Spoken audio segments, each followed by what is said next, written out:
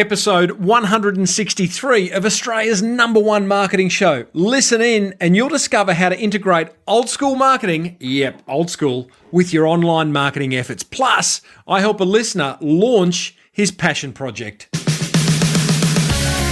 Welcome to the Small Business Big Marketing Show, where successful small business owners share their secrets to take your marketing to the next level. Now here's your host, Tim Reid. G'day listeners and welcome back to another episode of Australia's #1 marketing show. I am your host, Timbo Reid, coming to you from Melbourne, Australia, by the way, and you, so much more importantly, are a motivated small business owner ready to crank out some great marketing to build that baby of yours into the empire that it deserves to be. And that's what this show is all about. It's there to help you do that. And we're brought to you by the very good folk at Net Registry, who are there to get your online marketing sorted. So they're there to kind of help you along the journey to building that empire.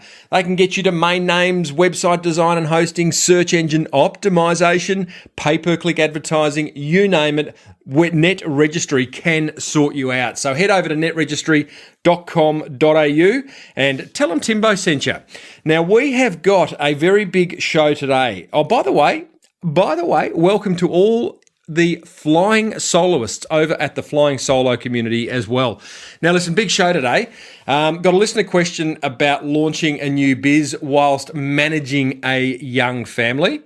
I've got some feedback from a listener who has a physical therapy business who have achieved some greatness, and I have got a wonderful... Oh my God, listen to this guest. I was actually going, this episode was meant to go in a couple of weeks' time, meant to be aired in a couple of weeks' time, but I can't sit on this interview. It would be doing you an injustice. It's with Carmen from Urban Martial Arts in Brooklyn, New York, and we have a fantastic discussion about the old world of marketing and how it sits alongside the new world of marketing. They are not mutually exclusive. They can work together. It is absolute marketing gold. They want to get my gold on the ceiling. Gold on the ceiling. You gotta love that song. Hey, let's get stuck into a listener question. This is actually quite a long show today, but oh, boys and girls, I promise that really there is marketing gold dripping from the ceiling of this episode. So stick with it. You might have to listen to it in 2 or 3 chunks. Okay, listener question. This is from Carl, and Carl says, "Hey, Tim, I have been listening back through the episodes in random order and have been really enjoying the variety of guests you have. A bit about me, I run a direct mail business, started in my bedroom 3 years ago, now have 3 staff, got a second office, having outgrown the first. While it's not groundbreaking, I'm pretty proud given the declining market of snail mail." Yeah, so you should be, Carl. I think all small businesses should stop. We should all stop every now and then and just kind of beat the chest and stand back and look at what we've created. Having said that, whilst I am pretty proud... Sorry, start again. No, I won't start again, but here we go. Having said that, whilst I love my business and my staff, I feel that I am starting to find my passion on a day-to-day basis dwindle, where I'm now just working a job. Now, that's not good. Got to find your passion, Carl. My real passion lies in a social enterprise idea I have that aims to assist homeless youths create their own enterprises and break the cycle of homelessness in Australia. My big problem? I have a young family, a mortgage, and other day-to-day issues that I just can't put it all on the red and take the gamble. Okay, know where you're going with this, Carl. So you got a job, got a business, starting to become a job, got a passion, want to know how to launch it. My question is, with my current business not being one that can simply be set on autopilot and left alone, and dearly wanting to spend time with my 8-month-old, how can I get this other business off the ground? My biggest concern, of course, is investing time in what is a great business with a worthwhile cause, but does not necessarily provide me an income, or should it? That's a good question, Carl. I know you won't be able to answer this on the podcast. Oh, yes, I will, as my waffling would take on an episode to read. Hey, Carl, what about my waffling, mate? But I'm hoping you can draw on your experience with Dan from Thank You Water, etc., etc. I'm sick and tired of people telling me about non-disclosure arrangements. Yeah, don't listen to them, Carl. I want to shout this one from the rooftops. Good on you, mate. I'll help you shout it. Carl, 4 things come to mind. Not necessarily ideas, but questions that you need to answer yourself and some resources to look at. Number 1, My question would be, why can't you step back from your current business and automate certain aspects of it? Look, I'm sure you've looked at it, and I'm sure, like all of us, all us small business owners, we control freaks, and our way's the best way. But again, go back and have a look, Carl. What can you automate? Have a really, really hard look. The world of outsourcing, the world of having virtual teams, it is possible. Yes, there's some things you have to have people on the tools for close to home, but there's other things that I'm sure you can outsource. And I love the heart surgeon model. The heart surgeon where he comes in, he does all the tricky stuff, but he has everyone else do all the rest, the prep, the clean up, the stitch up, and he just kind of focuses on that 5 minutes of fame, if you like. Have a think about that, Carl. Number 2, why can't the new business provide an income? Absolutely it can. Think of it as a social enterprise and not a charity. You're still doing good, and reflect back on the interviews that I did with Rebecca from Street and Daniel from Thank You Water, both social enterprises, both people who chased their dream down the rabbit hole and brought some amazing brands to life. I'll put links to those in the episode show notes of this show, episode 163. Number 3, Carl, what does your minimum viable product look like for this new idea? Minimum viable product, you've heard me talk about it before. It's a concept from the Lean Startup book, and it talks about just getting your product, your idea, to a point that is minimum viable and get it to market in a very, very simple form that you will look back on 12 months and go, gee, wasn't that a joke? But boy, oh boy, at least we got it to market. And then you let the market sharpen your offer. So you sharpen your offer on the stone of the market. So, mate, don't wait till it's perfect. Don't wait till every T is crossed and I dotted. Just get your minimum viable product to market. My last point, Carl, be careful who you listen to, mate. There are a lot of people who will say, you're crazy, you've got a good business, you've got a young family, you can't do that. Just be careful who you listen to, Carl. People don't like change, you know. There'll be family members who just don't want to see you change from what you're doing because they're comfortable with Carl, the direct mail guy. So careful who you listen to. Use your judgment. Cash flow is important, but so is spending time with a young family. But having that passion, when you are passionate about something, your family are going to love you for it. Carl, thanks for the question, mate. Listeners, if you have got a question, head over to smallbusinessbigmarketing.com. You can send me a voicemail, which I can play on the show, or you can do what Carl does, send me an email and I'll read it out and answer it, or at least I'll try to. Thanks, Carl.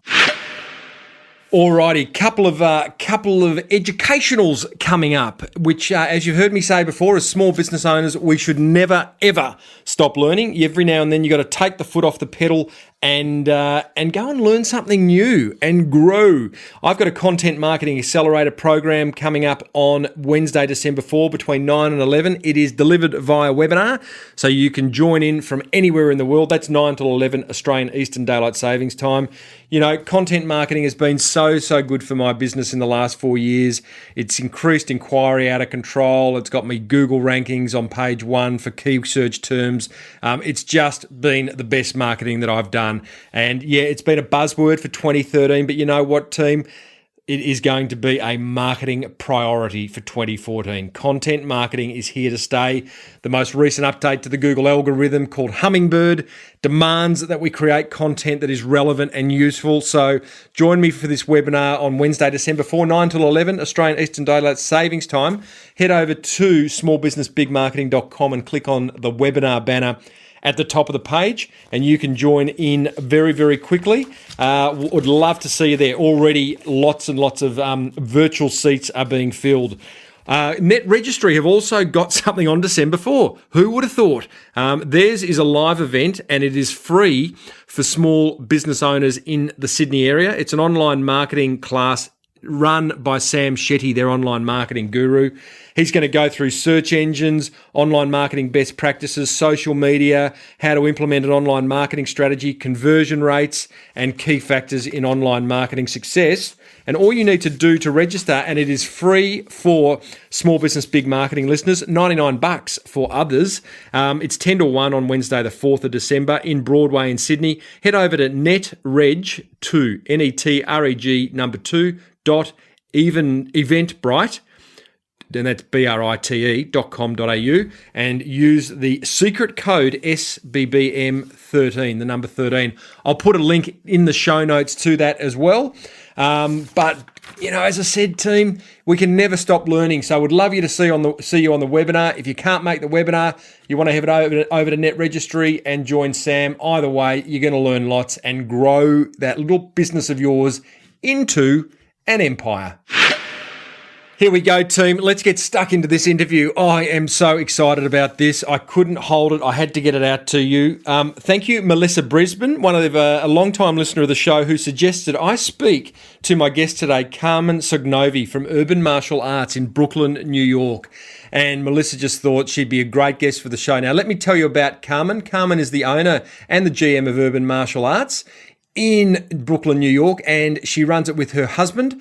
And she also blogs at Carmen Sognonvi. She'll talk to you about that later on, where she shares tips on running a successful small business, a bricks and mortar small business nonetheless. And when I spoke to her earlier on to see whether she'd want to come on and have a chat, she said, would love to. And she said, the one thing I'm very passionate about is sharing with business owners that old school marketing techniques like flyers, signage and booths still work incredibly well, even in the digital age. And especially if you link them to your online efforts, you can really turbocharge your results. So I am so excited about this because we do have a lot of discussion around the new world of marketing, which is invariably online. But boy, oh boy, when you get your online working alongside your offline, your new school working alongside your old school marketing, boy, oh boy, you are going to see some unbelievable results. And Carmen, this is a how-to, this is almost a lecture. Oh, get your pen and paper out, guys, because I'm really excited by it. And hang around afterwards because I've summarised my sort of top however many tips that I got from it for you at the back end of this interview, which goes for about, I think it's about 50 minutes or so. But as I said, grab a cuppa, pen and paper, and here is Carmen. Carmen Sognonvi from Urban Martial Arts in Brooklyn. Welcome to Small Business Big Marketing. Thanks for having me. Absolute pleasure to have someone on the other side of the world come over and talk to us about, well, what is going to be pretty much an old school marketing conversation. But before we get stuck into that, Carmen, tell us about what Urban Martial Arts is and how it came about. Sure. So Urban Martial Arts is a martial arts school that my husband and I run. We opened it in 2008, and we offer karate classes for kids. And then for adults, we do fitness kickboxing. So very much a family-run business. Absolutely. Okay, and it's for all ages too, yeah. So from kids to grown-ups. Exactly. Yeah, we usually start kids at around 4 and up, and then we train them all the way through to when they're adults. Now, I was watching, I hate that word corporate video, but it's a bit of a story. You've got a 9-minute video on your site that talks about the business and how it came into being. Interesting story. Your husband had a car accident. He was working in corporate America, had a car accident, and a bit of an aha moment. Yeah, exactly. So, my husband and I, this was before we were married, before we had any babies. We were both working corporate jobs, and we also were both working actually 1 to 2 side jobs on top of that. So, he was working security at a restaurant and bar. I was doing some hostessing on the side, and I was also actually launching kind of a separate career, also blogging and speaking about race. I was very involved in racial justice activism. And one night he was coming home from having worked, what was probably like a close to an 18-hour day, and he got into a really bad car accident. And he got out of the car was totaled, and miraculously he came out without a scratch. And, the emergency responders couldn't believe what they saw. And I remember he came home that night, and it was really one of those classic wake-up calls where we realized, we really need to make a change in what we're doing, because it just felt like we were like hamsters on a wheel. We were running and running and running, but not getting anywhere. And we were really working hard, but not smart. And then also for Serge in particular, he also felt like he needed to start doing something where he was really making an impact on people's lives. He felt like that was really missing for him. And so he actually started training again in martial arts.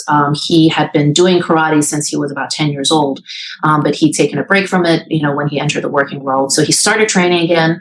And 6 months after that car accident, we actually signed the lease on the karate school. And then a few months after that, we opened our doors. So it was really kind of all stemming from that one incident. How inspiring. You know, it's interesting to hear you talk about that whole escaping the corporate shackles thing. It's been a bit of a theme on this show the last few weeks. And you know, you probably don't know, but when I introduce this show, I welcome back all the motivated small business owners. Yet I know for a fact there's lots of people listening to this show who are trapped in the cubicle, as I say. So Sure. hearing that kind of story and having the courage to actually go and chase the dream, I think is fantastic. Yeah, and I think too, those people who are still trapped in the cubicle, so to speak, you can absolutely do it. But I would also say, just to play devil's advocate, I'm a big fan of hanging on to your day job as long as you can. So, think of it as a way to fund your business. So it's just a source of financing. Work your day job as long as possible. In our case, Serge actually kept his day job for the first 6 months of our business, and I had hung on to mine for the first year and a half. And it was really at that point that we felt like, okay, we feel comfortable letting that go now and just living off of the business. And I think that because we did that, it put us in a better financial place. And when you're able to kind of operate from a place of financial strength and not making decisions based on fear, that can ultimately, I think, have a good long-term impact on your business. So just something to think about. Yeah, no, interesting. Well, there's two sides of that coin, isn't there? There's the insurance almost of maintaining that day job and it allowing it to bankroll what it is you want to do, your dream. And then there is the other side of the argument, which says, you know, if you're going to really lean into something and chase it, then you've got to have 100% focus on it. So you've got to have the courage to leave the day job, not have that insurance. But, you know, reality, cash flow is the reality there. Yeah. And I think you will find the right time for yourself. Yeah, absolutely. Now, listen, let's talk. You've got this karate, you've got this martial arts school. I was going to say karate school, but it's martial arts school, and it's going along really nicely. And part of that, I imagine, there's no shortage of martial arts schools around Brooklyn and the greater New York area. You spend a lot of time, and you're very passionate about old school marketing techniques, which really excites me because we spend a lot of time talking about online marketing techniques. So why the passion? Sure. So I have to admit, I am also a big fan of online marketing. So I am a bit of a geek when it comes to that. And so I'm thoroughly on board with online marketing. But I think what sometimes people forget is that offline methods are still incredibly effective. So, just because you're doing a lot of online marketing, that's great, but that doesn't mean you should sort of throw out the offline baby with the online bathwater. So you want to keep that offline piece. And, I recently did an analysis of our customers and kind of where everyone comes from. And I found that a third, and this is today, a third come from word of mouth or referral, a third come from online marketing, and then another third come from offline marketing. So if we were not doing the offline piece, our business would be a third smaller than it is now. So, I think that's really something powerful to think about. Yeah, absolutely. So let's talk offline techniques. What are you specifically doing? Sure.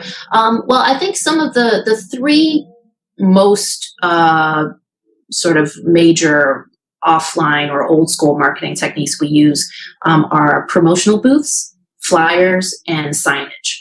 And I'll talk about promotional booths first. And by that, I mean any kind of an event where you have a table or a booth where you're promoting your business. So you're not selling anything at the event, but you're really there to kind of let people know that you're here, collect leads. And so, if you're in a business to business situation, that is very often a trade show. If you're business to consumer, that could be any other kind of community event. So for example, for us, we do a lot of street fairs, especially in the summertime. There's a lot of street fairs all over New York City. And so we'll work a lot of those street fairs where we'll have a table and we're really, getting out there promoting our business. And I think that with promotional booths, one of the mistakes that a lot of companies make is that they focus on giving out tchotchkes. I know that not everyone is that's kind of an American term. So tchotchkes meaning promotional items. So pens with the name of your business on it, stress balls. How do you spell that? I believe that's a Yiddish word. I think it's TCHOTCHKES. Maybe some of your listeners will correct me, something like that. Yeah, well, we call that, so sort of merchandise type thing. So here's a stress ball, here's a pen, here's a key ring, boring. Yes, exactly. Well, boring, but also there's a bigger problem. And, we actually made this mistake when we first got started. So the first year we were in business, we attended the street fair that was really the biggest event for the neighborhood that we were in, which is called Dimas Park, is part of Brooklyn. And so this particular street fair, we felt like, okay, we really need to go all in because this is our big break. And so I had this brilliant idea to create, to have a couple hundred red tote bags made, bright red with our logo really big on it. And I thought, you know what, we're going to give out these tote bags and everyone's going to walk around with this tote bag and they're going to be like walking billboards for our business. Yep. So it went well in the sense that the tote bags were incredibly popular. We were out of them within an hour or two. And they were walking around with our logo. However, what I realized is that there was nothing about giving out tote bags that was helping us narrow down to our ideal prospect for either karate or kickboxing classes. So we were not attracting the demographic that was really interested in our classes. Instead, all we were doing was attracting the demographic of people that were really interested in free tote bags. So what I really strongly advise businesses to do instead of just handing out stuff is instead to offer some kind of a trial or sample of whatever is your product or service. So in our case, we do group classes. Whenever we do a street fair, we'll offer 2 free weeks of either karate or kickboxing classes. And the reason that that's so much more effective is because now you're immediately narrowing it down to the people that are actually interested in taking classes with you. Now, gotcha. Yeah, so, not everyone is going to follow through with it, but at least you're now starting to narrow it down. And then even those who don't actually, sign up for a program, you can still continue to market to them rather, because you have their contact information. So, Carmen, are you signing them up there and then at the information booth, or are you just handing out some kind of coupon to get them to come down at some point in time? We're not signing them up into an actual membership, but what we are doing is collecting their name, email, and phone number. And then we basically let them know that, hey, we're going to call you next week to schedule your first class. And then also, to that point, one of the biggest mistakes also that people make when they go to an event and they collect a lot of leads is they don't do any follow-up. And, this is something that I've fallen victim to as well. You come home with a huge stack of business cards, like let's say you go to a trade show, or in our case, it's a big stack of names, and we don't do anything. So one of the ways that we're really combining, old school marketing with new school marketing is, we use the software, which I don't know, you may be familiar with it, some of your listeners may be, but it's called Infusionsoft, which is, essentially kind of a CRM software, or they call it all-in-one sales and marketing software. So what we do is we kind of create an internal form that just has the basic contact information. So when we come home from a fair, I'll give the stack of leads to one of our staff members. All they'll do is just input the data into this form. And so they're in our database, but the magic happens behind the scenes. So basically, I've programmed this web form to automatically tag this person so that we know exactly what program they're interested in, and we know that they came from this particular street fair. It automatically adds them to our email newsletter. So next time we go to send that out, they'll automatically receive it without me having to do anything extra. And then it'll also automatically send them a text message and an email from us saying, hey, it was a pleasure meeting you at the street fair today. We're going to get in touch with you next week to schedule your first class. But in the meantime, check out this link for more information about our program. And they opted in at the fair? Yes. Is that right? Exactly. By you saying, hey, can we grab your name and email in exchange for a free trial? We're going to put you on the database and expect to hear from us on email and by phone. Exactly. So now the worst case scenario, even if you completely drop the ball and you totally forget to call anyone back to schedule their 2 free weeks of classes, they're still going to hear from you because they're automatically subscribed to your email newsletter, which they've opted into. So that means that, you're not going to fall into this trap of forgetting to follow up with people. Beautiful. I like that. And Infusionsoft is a very clever way because you're not just dumping them into one big list either. You are really segmenting it into, Infusionsoft allows you to segment quite deeply. How are you segmenting your list? Yeah, it's very good at segmenting. So we use tags, so we capture as much information as possible, and so we'll always tag them based on how they came to us. So whether they came to us through an event or through an ad, or they came to us through a flyer, we note down what program they're interested in. So are they an adult interested in doing kickboxing, or do they have a child and they want to put their child in karate? We will segment them on. Well, once they're in our database, then we also do a lot of other stuff. So we'll sort of have some automation going on with certain links in the emails that we send out. So if they click on an article, let's say about weight loss, then we'll tag them that way. So we know that, okay, this person is kind of interested in weight loss. So we do a lot of fancy things like that. But I would say primarily the important thing is how did they come to us? So what was the source? And then what program are they interested in? Because all of a sudden that is really interesting because it allows you to create very tailored messages. So it's not just in the fact that you are sending something to a group of like people, like, for example, parents wanting their child to start a martial arts course. You can then craft a message that's very tailored and personal. Yeah, absolutely. And then it also really helps you figure out, on the marketing side, what's the ROI of each marketing thing that you're doing.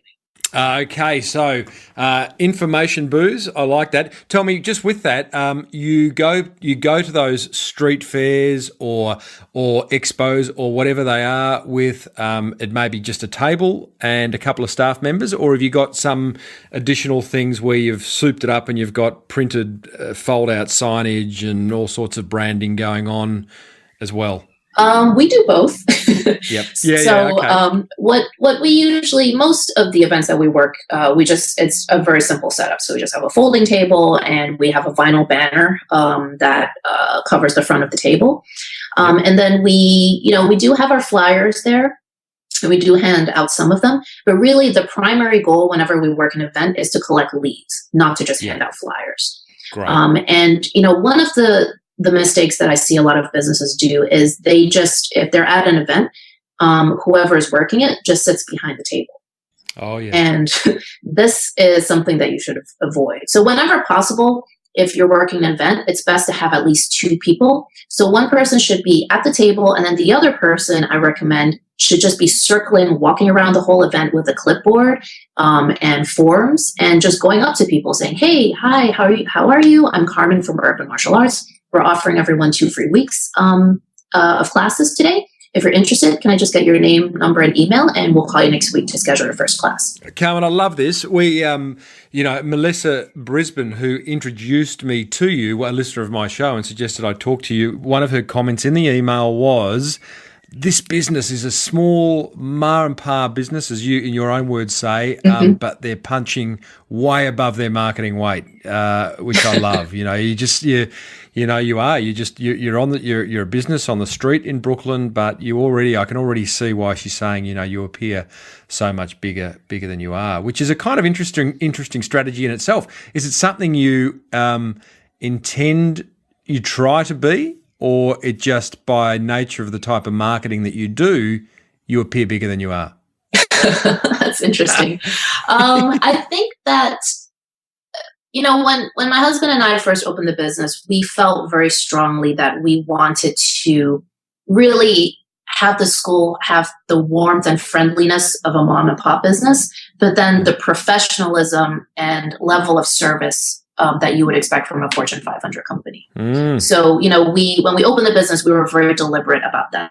And so even when we, in the startup days, when we had very little money, we really invested some money in quality graphic design. So we had a really nice logo made. We invested in things like colored uniforms as opposed to the traditional white karate uniforms, which everyone else around us was doing. We invested in getting them customized with a big logo on the back. So when students were walking back and forth from class, people could see them and say, oh, wow, they go to that school. So we were really focused on differentiating ourselves from the beginning. Yep. And in fact, so much so that a lot of people, when they would first walk in, would say, oh, so where are your other locations? Where are you headquartered? Because they would think that we were a big franchise when it was just us. So I don't think that we necessarily want to appear big, but we do want to be professional. So I think we're able to kind of strike that balance between that. And then also in a lot of our communication and our email newsletters, we really, every email newsletter starts off with a note from me and Sensei Serge, which, we call him Sensei Serge at the school. Mm-hmm. And so it's got a picture of us. So it's very clear that we are a mom and pop store. Yeah. So we're able to kind of, have some of the professionalism in terms of the visuals. But then the experience when you come in is very personal. We know everybody's, by their name. We send people birthday cards. So they kind of have that warm feel. I love it, Carmen, because all these things that you're talking about, they're not costing a lot of money, and they're decisions around discipline and consistency. The decision around the uniform was a colour one, and there was a smart strategic reason why you had colour uniforms versus the traditional white. They were still going to cost. There was going to be a cost attached to them, and I'm guessing the cost differential was either nothing or very little. So, some of these marketing ideas, it's just smart marketing as opposed to, we've got to have deep pockets. Listeners, I'm talking to Carmen from Urban Martial Arts in Brooklyn, and I love speaking to someone in Brooklyn because so far we have had the mandatory Brooklyn siren police car drive past. Yes, I heard in the background. I should have warned you about that. I'm guessing you live near the subway. Because I hear rumbling trains go past, or no, shockingly, that's just cars. Oh wow, it's that noisy. Big cars. Yes. All right, let's get stuck back. So, information booths. We've talked automation with Infusionsoft. So that's already you're integrating the old with the new. You mentioned a couple of other old school marketing techniques, Carmen, in signage and flyers. Do you want to just touch on what you do there? Yeah, sure. So let's talk about flyers. Flyers are, I think, the ultimate old school marketing technique. Yeah. And but they still work incredibly well. And in fact, do you drop them out of planes and they just fall all over the streets of Brooklyn? Yes, that's all we do. Right, I thought so. But when we first opened the school in 2008, we within the first 6 months we got from 0 to 100 students. And at the time, we didn't think that was particularly impressive. But later on, when we got to know other martial arts schools and kind of became more involved in the industry, we realized that a lot of martial arts schools had been around for 10 years and had never broken the 100 student mark. And the thing that is interesting is that we actually got our first 100 students purely through these old school marketing tactics. So we had a website, but it was doing nothing. So we essentially got our first 100 students just through flyering, essentially, what was the biggest marketing push that we were doing at the time. So it is still very powerful even to this day. Letterbox drop, or what were you doing? We were doing a lot of different things with flyers. So hand-to-hand distribution is something that we would do a lot of. And I think that, one of the mistakes that businesses make is that they just hand out a flyer to anyone with a pulse. And what you may not realize is that flyering, even though it's old school, it actually allows you to do some pretty sophisticated demographic and geographic targeting that would cost you a fortune if you were doing it through direct mail. And so let me give you a very specific example. So one of the programs that we have at Urban Martial Arts is we have an after-school program where we pick up kids from a few of the neighboring schools. We walk them over to our location. They get karate classes 5 days a week. They stay until 6 o'clock, so they're able to work on their homework, and then parents come and pick them up. So it's kind of kind of a combination between martial arts classes and then also an alternative to babysitting for parents who need to work late. So for this particular program, we know exactly who our target customer is. It's a parent with elementary school age kids, so meaning kindergarten through 5th grade. They are a parent that works a 9-to-5 job, and that is really our target customer. And so when we, every September, the first week of school, we do a big flyering push for this particular program. And so what we'll do is we'll go to the 5 schools that we pick up from, and we'll hand out flyers to the parents in the morning as they're dropping off their kids. And now there's a reason that we do it in the morning versus the afternoon. The parents that are dropping off their kids in the morning are more likely to be our target audience than the ones that are picking up at 3 o'clock. Because if you're able to pick up your kid at 3 o'clock, you probably don't work a 9-to-5 job, or you don't need our service because obviously you're able to get there at 3 o'clock. And so, already by picking the time frame, we're narrowing in on our audience. Mm-hmm. Now, as we're standing there, handing out flyers, if we see a single guy walk past with no kids in tow, we're not going to give him a flyer. If we see a dad walk past with, let's say, an infant and a 2-year-old, we're not going to give him a flyer because visually it doesn't seem like he has elementary school age kids. The kids are too young for our program. Let's say we see a mom walking past with a 6-year-old and an 8-year-old. Now, we know those kids are the right age for our program, but let's say she's in her pajamas. We're probably not going to give her a flyer because it doesn't look like she's on her way to work. So she probably doesn't work a 9-to-5 job. She may work, she probably may work nights or something like that, but she doesn't work a 9-to-5.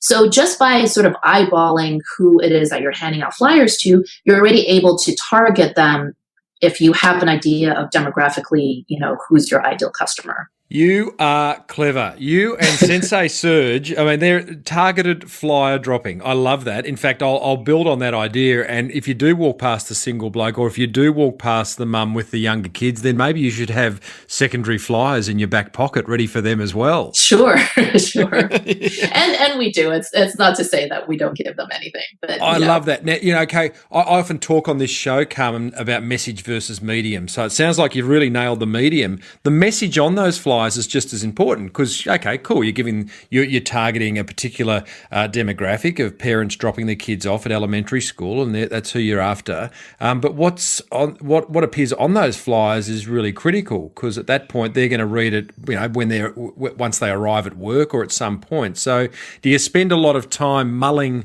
over the copy? Somewhat, yeah. I think that with our flyers, we always have one large photograph rather than a bunch of little photographs that you can't see very well. So one big eye-catching image. I'm sure you've already talked on the show many times about the importance of having an offer and a call to action. Oh, yeah. So we definitely have that on our flyer. But then also what we actually do is we specifically design our flyers so that they're really designed to extract the leads contact information to us. So in other words, I think when you hear about flyers, you often think, oh, this is a broadcast medium. So I'm broadcasting my business's contact information to prospects. But we really think of it as really a lead generation medium. So for our call to action for this particular program, let's say for after school, the call to action for us will be get the prices and details now. And they have a couple of different options. So they can either text, a particular keyword to a phone number, and then they will then automatically receive that information.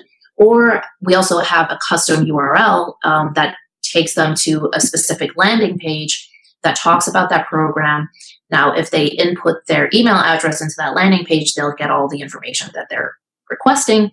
But again, through Infusionsoft, I've, set that landing page up on the back end so that I know specifically this person is interested in after school. This person heard about us from a flyer.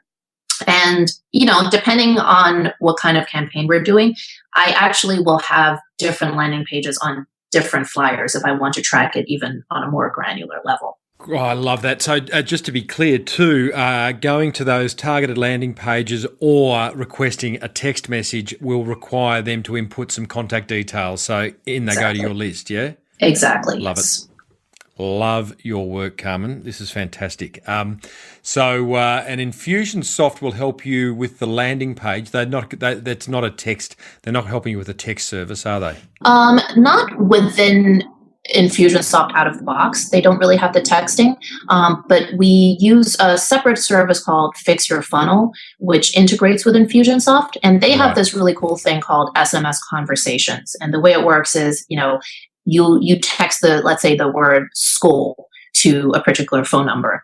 Now, what you get back from me is a text saying, "Hi, this is Carmen from Urban Martial Arts. Thanks for requesting info on our after-school program. May I have your first name, please?" So they input their first name. Then they hear back from me again. "And what's your last name?" They write that in.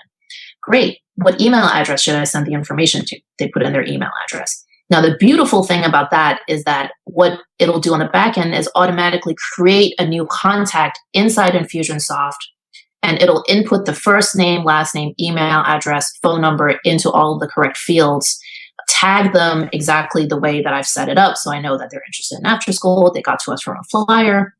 And again, automatically add them to your email newsletter that they're opting into as well. Do you find the more contact details you request, the higher the drop-off? Yes. And so for our landing pages, we actually usually only ask for an email address. I find that using the SMS conversation, it's not, the drop-off isn't as much because it feels more like a back and forth. Not so much that you're filling out a form. But so definitely, the more contact information you ask for, the lower your response rate is going to be. And that's okay, by the way, because you are drilling down into quality. Yeah. And then also, can I share kind of a little ninja trick that we use as far as that goes? Well, you're a ninja. That's true. So what we do with our landing pages is, as I mentioned, we only ask for an email address. That's it. We don't even ask you for a first name. Now, once you submit that, then, you'll get the email saying, "Hey, can you just click this link to confirm, blah, blah, blah." But immediately after you submit that, instead of just taking you to a generic thank you page, we say, "Hey, check your email for that confirmation email." But also, here's another thing. Join our birthday club. Get a free gift on your birthday. And then basically I have a form under there where it has much more information that I'm asking for. First and last name, mailing address, birth date. And so essentially it's kind of a way to ethically bribe them to give you more information. And then now because we're collecting a mailing address, now we're able to also reach them via direct mail. So, if you implement that kind of a two-step two-step process, not everyone is going to take that second step. I would say on average, maybe, 20 to 50%, depending on what audience we're working with, will opt in for that extra, birthday club. But, it doesn't have to be the birthday club. That's something I honestly came up with off the top of my head because we didn't have anything physical to mail to them yet. But if you have something physical that they would be interested in, that, whether it's a physical brochure, maybe it's a book that you've written, maybe it's a CD, an instructional DVD, something physical and tangible that they understand you would need their mailing address for in order for them to get their hands on it. And obviously make it something relevant. That's definitely something to try. That is marketing gold right there, Carmen. They wanna get my gold on the ceiling. The other thing too, I wonder whether it would be a good thing, and having had three kids go to, between ballet and basketball and all these other things, we never did martial arts, but I know that whole experience is that it was nice to do it with another parent. So whether at some point in that automation process, you could kind of give them the ability to say, hey, refer, who else would you like to come along with you, when your child's doing martial arts, or, just the ability to refer, I suppose, is the idea. Yeah, definitely. We do a bit of that, but it's really after they've become a member. Tell me, okay, so we've gone information booths, we've gone flyers, we've gone into automation, text messaging. Let's talk signage. Sure. So believe it or not, I know several business owners who are paying a premium for ground floor retail space in New York City. So you can imagine how expensive that is. Yeah, and lots. and they do not have a sign on their door. And these are not businesses that are trying to be, the best kept secret. And, they're not trying to be that cool place that you need to know about to get into. They just don't have a sign. So I think mistake number one is you got to get a sign. So a bad sign is better than having no sign. So I think that's Agreed. the basics.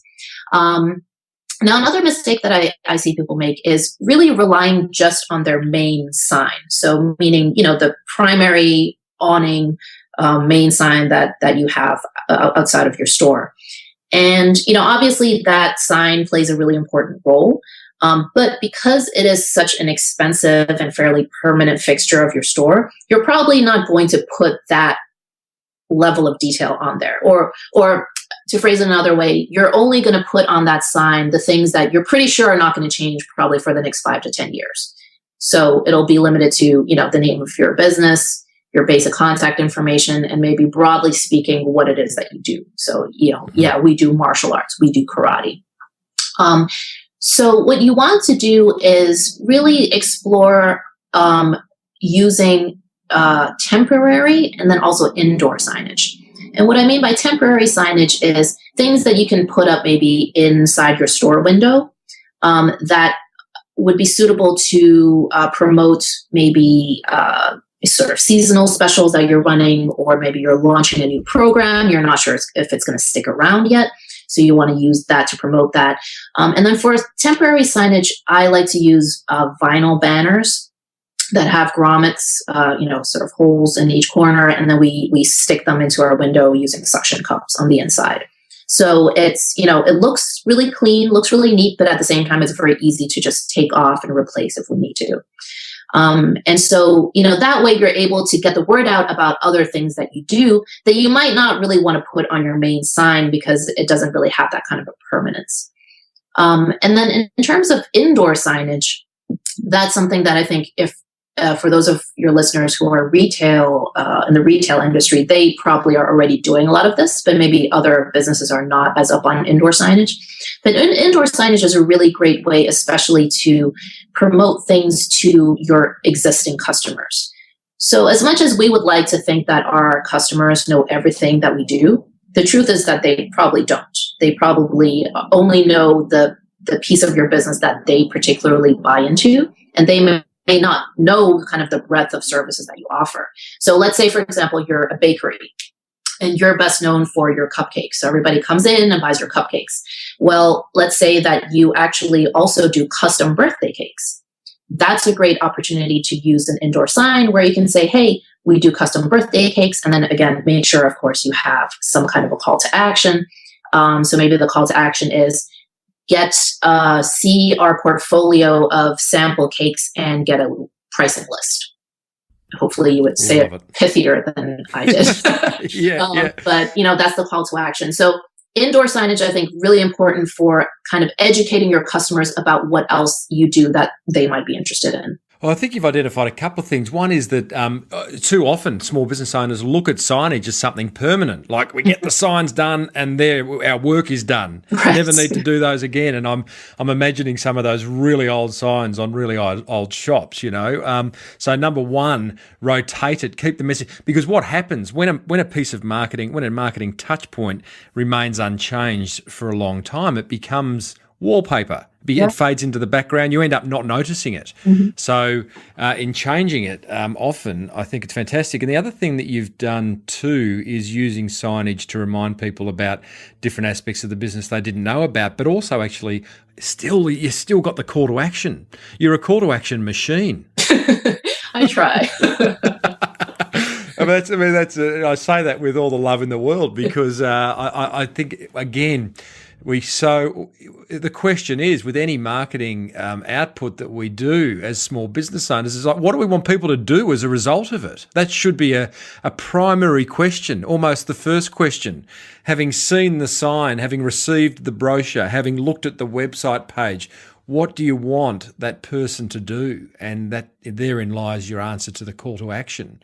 And I think on that, I'm on my soapbox now, Carmen, so sorry, but too often that call to action is, well, we want them to call us, or we want them to buy from us. But you got to excuse the kind of French, but we've got to have a bit of foreplay. We've got to get to know each other. Yeah. And that's what you're doing so brilliantly. So I knew there was a reason I got you on the show.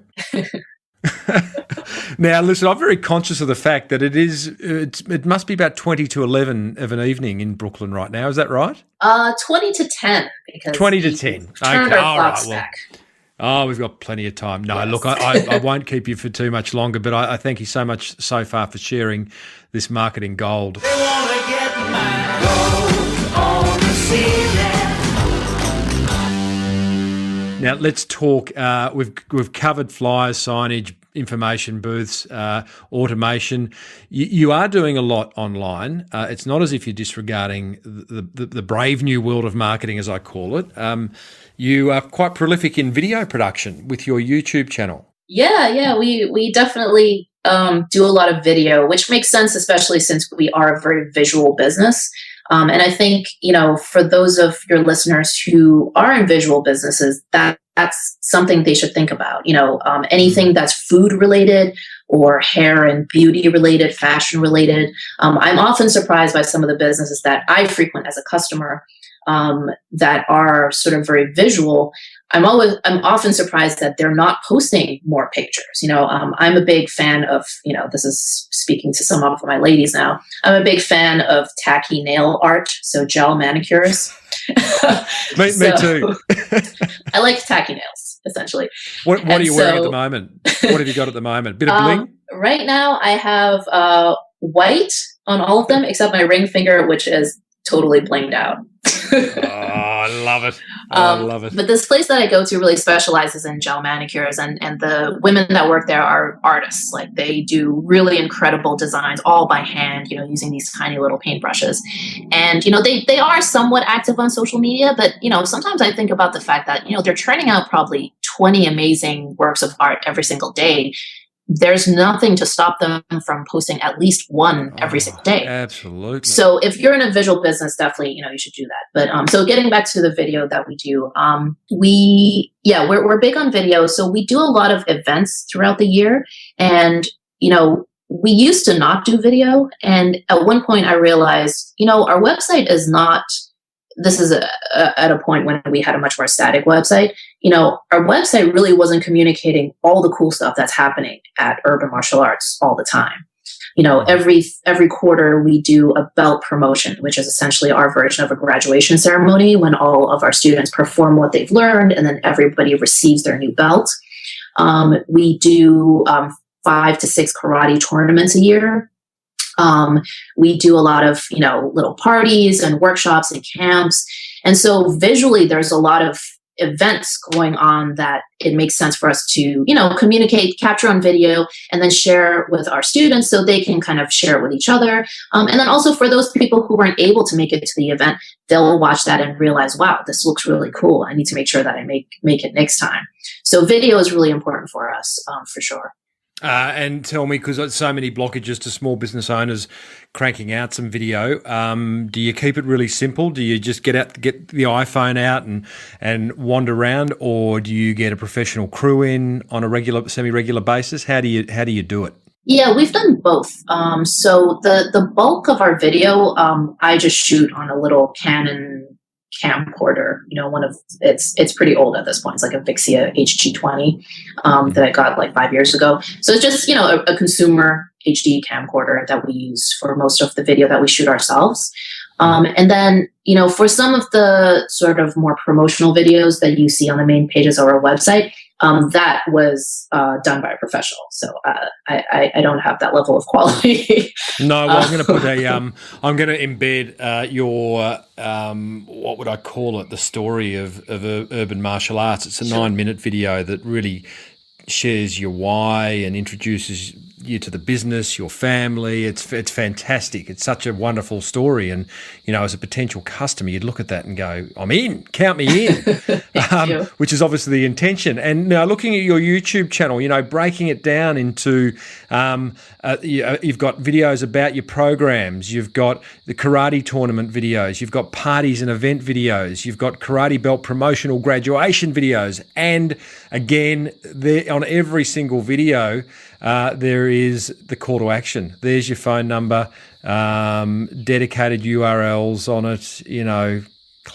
Clever. Are you using Lead Player? No, because I don't know what that is. What Lead Player? Lead Player. Here's a nice little add-on for you. So Lead Player is a little bit of code that you drop onto your videos, and it will pop up it'll talk to Infusionsoft, and you can ask people to input their email address right inside the video.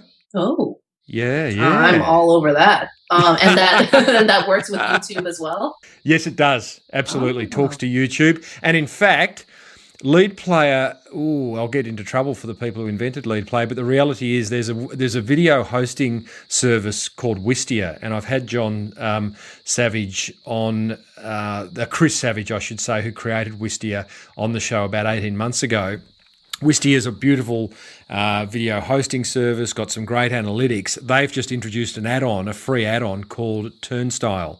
And Turnstile actually does exactly the same, which allows you to embed a registration field into your videos, and it talks to Infusionsoft as well. So that's fantastic. There you go. Thank you. You are going to be all over that. Your subscriptions are just, because every single one of those videos, I mean, your subscriptions, I imagine you'll see a decent increase. So, okay. Now, I'm just interested because, again, I'm looking at your videos, and there's, some of them have got 850, one's got 815 views, one's got 20 views, which, again, people could look at that raw number and go, that's not much. It's not much. But, again, it's not about, I don't think it's about quantity. It is about quality. What's your kind of thoughts on the traction you're getting with your video strategy? I guess I don't really stress the viewership numbers too much. I mean, maybe I should more. No. But I guess to me, it's really a bigger part of the content marketing stuff we do, which I can talk about a little bit.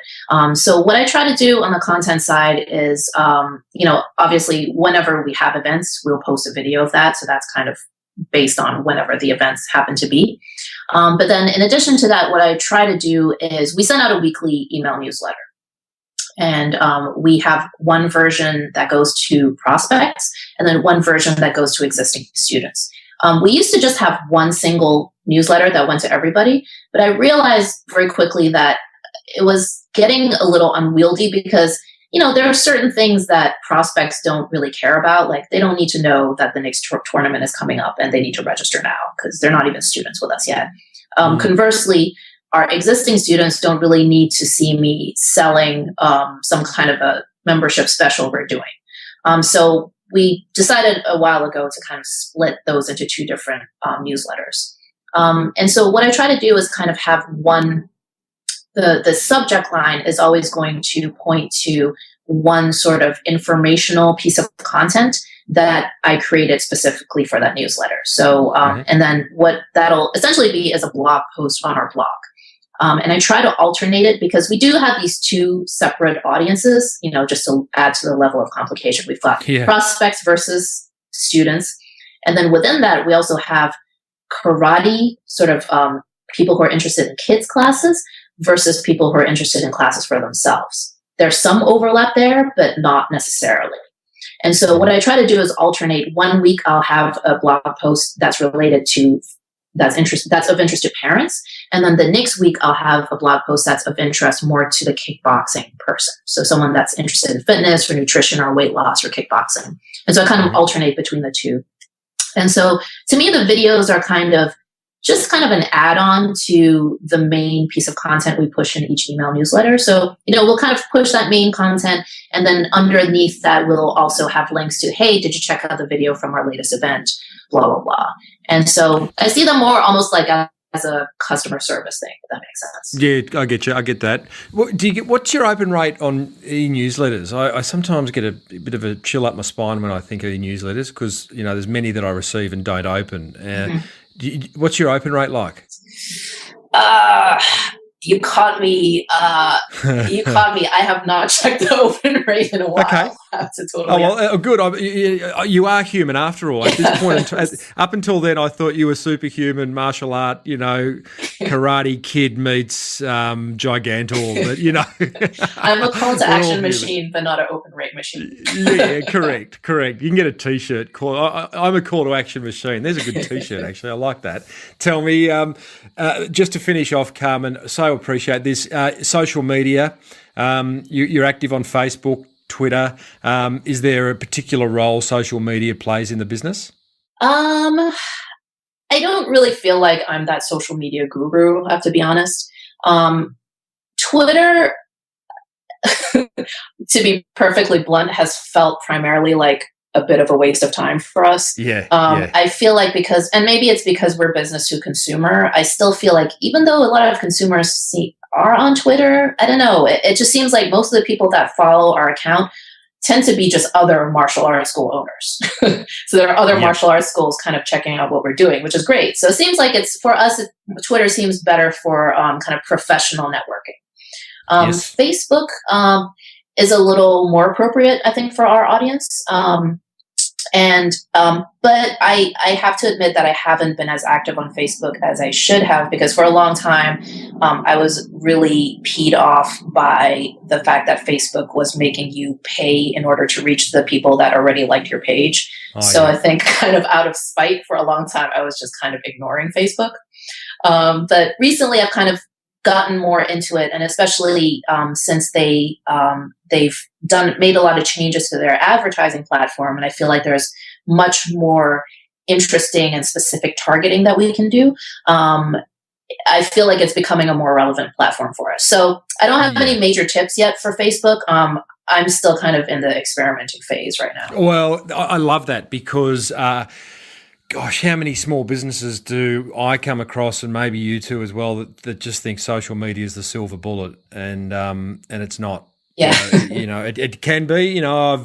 Every now and then I come across a business that is using social really cleverly, but boy, if you think about time committed versus return on that time, it can be a real time suck for many small businesses and lead to just massive disappointment. And then they think the whole online marketing thing's, no good, and lose faith in it. So, no, I think, it's what you're doing. It's really, it's wonderful to have this old school discussion. Is there any marketing that you would love to try? You talked about Facebook, but anything that's sort of in the pipeline that for whatever reason you're not doing but would love to? Nothing that we're not doing at all that I can think of. I think I want to just dive a little deeper into our social media efforts. I've been experimenting a little bit on Pinterest, and we've gotten a bit of results through that. So I'm interested in kind of continuing that. But just to your point about social media, how it can be a time suck, I would definitely encourage people to not forget about email marketing. I think email marketing is still incredibly important. And, for us, that has been a huge growth driver for our business. And as you have heard through this interview, we are very focused on always adding more people to our email newsletter database. And the reason for that is that I found that the lead time for signing up for a program can sometimes be a lot longer than you would think. So we have people that, let's say we met them at a street fair 3 years ago, and they've been on our email newsletter ever since, and they're now joining a program. So they've known about us for 3 years, and we've invested time in that relationship and building that trust. And then when whatever change in their life where they felt like, okay, now I'm ready to do this, they came to us, not to anybody else.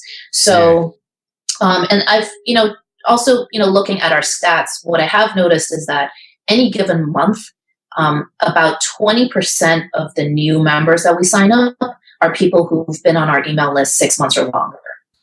So about 80% are kind of just fresh, brand new leads that came, they're ready, they joined. But then about 20% are people that we've been nurturing for a long time. So if this is not something you're already doing, if you're not already sending out some kind of a regular email, and maybe it doesn't have to be email, it can be a physical newsletter, but just that continuing communication, that could possibly add 20% or more to your business. So yeah, and what a long-term play. Yeah, because what a wonderful realization, because to think that if you're doing all these marketing efforts and not getting that immediate return, again you can lose faith. But yes, knowing that you're investing in the long term here, and that sometimes it takes 3 years for someone to decide to do a martial arts course, but they're going to choose us. I mean, that's good. Yeah, that's good. And that's I kind of want to emphasize that point. When we first started doing these promotional booths, we would sometimes get discouraged because we would come home with, let's say, 100 leads. We're only able to book, let's say, 20 free trial classes, and let's say only 10 people show them, and out of the whole thing, we only signed up 2 people. And so we would feel like, wow, that was a complete waste of time. We're such failures at this. And it wasn't really until we'd been in business for a few years that we realized that it is all about the long-term play, and that you have to really think about this as, you're collecting these leads now and you want to bring them into your fold and just nurture them. And then whenever, because I think also something you have to understand is it's not, people don't buy on your time, they buy on their time. So you may have sort of captured them at that point and they were interested, but it doesn't mean that they didn't like what you had to say. There could be any number of reasons why they were not ready to jump in yet. Maybe their money wasn't right. Maybe their schedule wasn't there. They didn't have anyone to bring their kid to class. Whatever it is, what you want to do is make sure that you keep in touch with them, stay top of mind, so that when it does come time when they are ready, they think of you. They don't think of any of your competitors, because you've already built that relationship. Couldn't have said that better myself. What a terrible thing to finish on, but I have to ask, and I know there'll be listeners going, how much do you reckon she spends on marketing a year? Are you happy to reveal a kind of ballpark figure? Again, I'm not even too sure. Let me just kind of think about it for a while. I'll play some kind of on hold music if you like, a bit of music. Ding, ding, ding. Yeah. Not that much. A lot of the things we do are pretty inexpensive, since we do, it's really just the cost of printing a lot of these flyers, and printing is so inexpensive these days, especially if you use an online printer. So I would say, well, let me just kind of break down what are the categories of things that we spend money on. So printing, I would say, is one category, and that's really fairly inexpensive. Signage, same thing. Very inexpensive these days, other than your big sign. These street fairs that we do, again, pretty inexpensive. It's usually just a couple $100 US dollars to have a table at one of these things. There is, of course, I have to pay my staff to be there, so there's that added expense, but the actual booth is pretty inexpensive. We have experimented with some TV commercials this year, and so that is obviously much more expensive than some of these other things that we're doing. But again, in terms of that, we've only spent a few $1,000s kind of experimenting with that and doing some test runs. So I don't know. I think we don't really spend that much. Definitely, I would say definitely less than 10% of our revenues, for sure. Yeah, okay. Yeah, brilliant. I love that. You are betting way above your marketing weight, as I assumed before you even came on. So, Carmen, thank you so much coming on the show, and all the way from Brooklyn, and sharing really what is marketing gold. They want to get my gold on the ceiling. I find it inspiring to hear this kind of old world marketing talk, and hearing how it's working so well for your business. So may continue to work well into the future. Thank you. It was a pleasure. And if I may, I do have a not very often updated blog where I talk about local, bricks and mortar marketing. So if you're interested in this topic, you're interested in some of the things you've heard, I have some videos that go into a little more depth on some of those. And that blog is basically carmensognonvi.com. So my first name, last name.com. And if you don't know how to spell that, it's Carmen. You can have a URL shortcut. So it's carmenblogs.com, and that'll take you there. Oh, that's clever too. Call to action guru. Thanks, Carmen. I try. Thank you. Woo-hoo-hoo. What about that?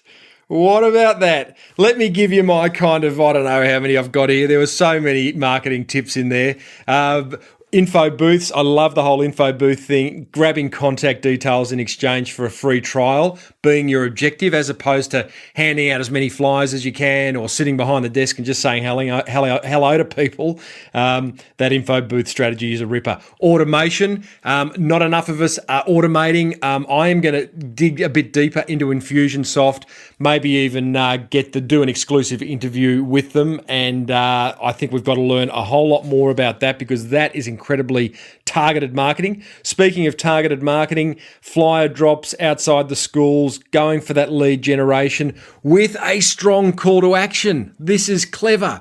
Strong call to action, targeted call to action. I don't think we think enough about what we want people to do having seen our marketing, whether it be our website page or a flyer or a talk that we give. What do we want people to do? Build that list. Aim to get people's contact details so you can have that conversation with them going forward. As Carmen said, people buy on their time, not our time, right? So 3 years down the track, she's getting sales on stuff she did 3 years ago. So I love the idea of grabbing people's contact details and having that conversation with them over an extended period of time. And that's why at smallbusinessbigmarketing.com, I ask for your email address in exchange for a 20-minute video on marketing wake-up calls. And then I can have an ongoing conversation with you. Carmen's doing the same. The texting that she's doing in terms of having that conversation, that clever plug-in that plugs into Infusionsoft. I love that. The use of landing pages. Oh my God. There's lead pages. I will find the guy who invented lead pages. I might have to put some of this into the Small Business Big Marketing Forum, because that's invariably where the training lives. Suffice to say that there was absolute marketing gold there. So big thank you to Carmen. And guys and girls, if you do want to join the forum, head over. It is rocking in there. smallbusinessbigmarketing.com. Click on the forum. It's $1 to join. It's $1 to join for the first 7 days. And if you love it, I know you will, because it's just full of marketing discussion by motivated small business owners, including myself, then it goes to $49 a month, and there is a lot of small business owners getting great value from it. Alrighty, let's wrap things up. Well, I reckon that might have been one of the longer episodes of the Small Business Marketing Show ever. But hopefully there was plenty in there for you. I'm going to hold the listener feedback till another time. Suffice to say, future guests in the coming weeks. As I mentioned last week, I have Dr. Snip coming on very shortly. I've got another episode of Funny Business. Andrew Griffiths, the leading small business author in Australia, joins me for an episode of Funny Business where we talk about what is on our collective business minds. I am talking to a lady over in the States somewhere who's running a business and is her clients are happily getting themselves tattooed with her logo. So that's just a little bit of what's coming up in future shows. Thanks so much for being a part of the Small Business Big Marketing movement. I love the fact that you join me each week. It makes my job easier knowing that there are people listening. A big thank you to Net Registry for being the sponsors of this show and making it happen. Head over to netregistry.com.au. Remember that you can join them for a free event in Sydney coming up in December. I've got my Content Marketing Accelerator webinar happening in December. I'd love to see you there. You can find all this information over at smallbusinessbigmarketing.com. Enough. May your marketing be the best marketing. See you next week. You've been listening to the Small Business Big Marketing Show with Tim Reid. Want more marketing goodness? Then visit smallbusinessbigmarketing.com.